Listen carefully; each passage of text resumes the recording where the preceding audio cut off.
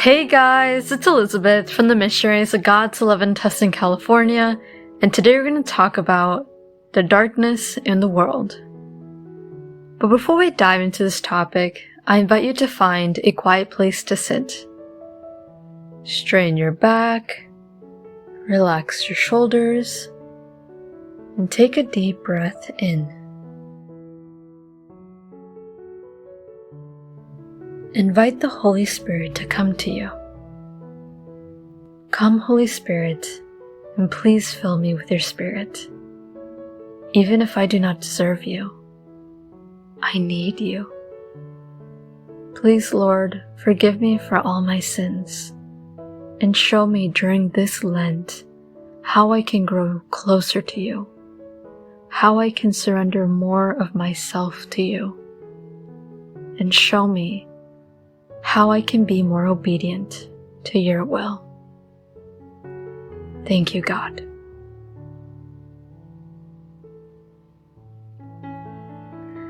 So today we're going to be reflecting on Romans 8 verses 31 through 34, which reads, "What shall we say after this? If God is with us, who shall be against us? If he did not spare his own son, but gave him up for all of us, how will he not give us all things with him? Who shall accuse those chosen by God? He takes away their guilt. Who will dare to condemn them? Christ, who died, and better still, rose and is seated at the right hand of God, interceding for us." The word of the Lord. So before I dive into meditating this Bible passage, I want to give you guys a tip. Whenever we're studying and reading the Bible, we need to take it slow. We need to read it slow. Because the Bible is like a strong medicine. And with a strong medicine, we don't chug it down because it's really strong. Instead, we drink from it in doses. And it's the same way with the Bible. We need to read the Bible in smaller doses. And in order for us to understand this Bible passage better, let us read a few verses back to get some context and understand why does verse 31 start with, "What shall we say after this?"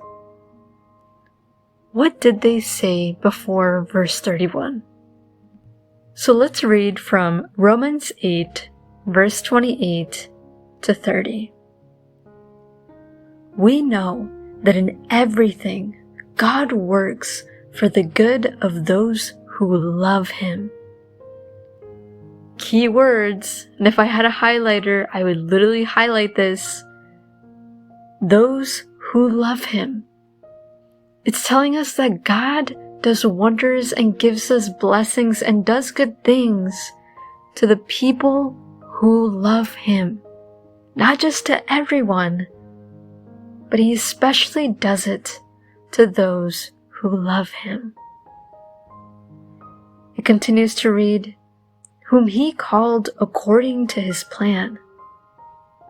Those whom he knew beforehand, he has also predestined to be like his Son, similar to him, so that he may be the firstborn among many brothers and sisters.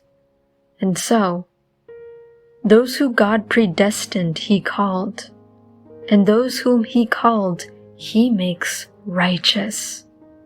This reminds me of a lot of the times when we're called to serve God, when we're called to be his disciple, we don't deserve that calling. None of us deserves to be a servant of God. I know that for a fact about me. When God called me, it was during a lifetime where I felt like it was the least moment that I deserved it, that I deserved the honor of serving him. But when we say yes, And when we're obedient to His will, He transforms us. Maybe a really sinful person, somebody who wasn't even that close to God. He turns that into righteousness, into something holy and beautiful. He transforms us because it's no longer us who's serving. It is God through us who serves. But let's keep reading. And to those whom He makes righteous, He will give His glory. Wow, what a beautiful Bible verse. It makes sense why verse 31 then says, "What shall we say after this?"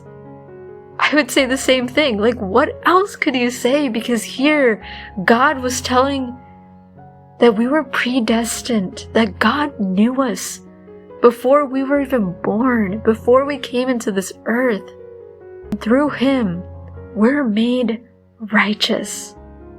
And we're given His glory when we love Him, when we serve Him, and when we say yes to God. But let us go back to reflecting verses 31 through 34. The main message that it's telling us is, if God is with us, then who will be against us? When we have God, who has the power to harm us? When God has our back, Jesus is a good pastor, and we are His sheep when we follow Him truly. And our good shepherd, Jesus, will always take care of us. Now, yes, in life, there are people who are against us. Sometimes we have enemies, or people who we don't get along with. And those people could be our coworkers, family members, people at school, you name it. They could be anywhere. But as long as we are with God, they can't do anything to us because He's there protecting us.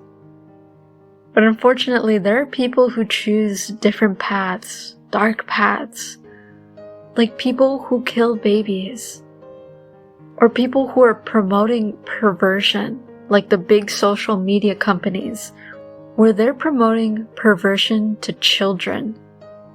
And really, sexual immorality is everywhere on the media. Drugs is everywhere on the media.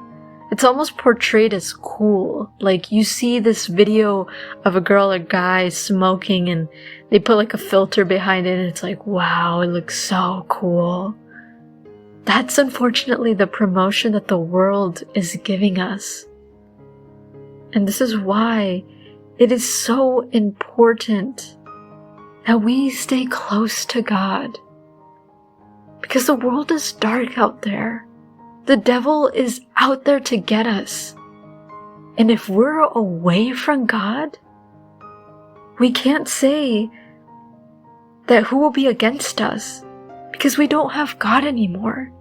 We can't say that anymore. On the contrary, we're going to be like, well, who isn't against us? Or who isn't out there to get me? And honestly, living a life without God is extremely scary. Because it's so easy for us to get lost.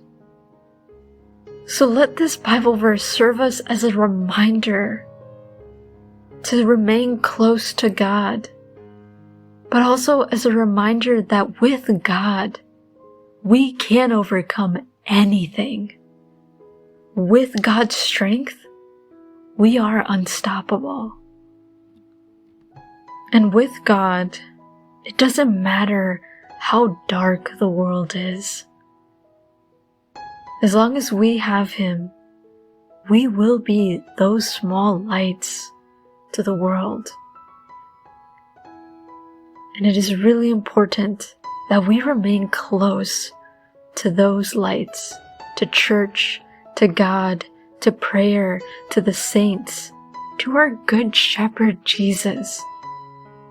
because then nothing will happen to us, because God will never throw us a storm without there being a benefit behind it. So I invite you to continue meditating on this Bible verse and tell God, "Speak to me, O Lord, for your servant is listening."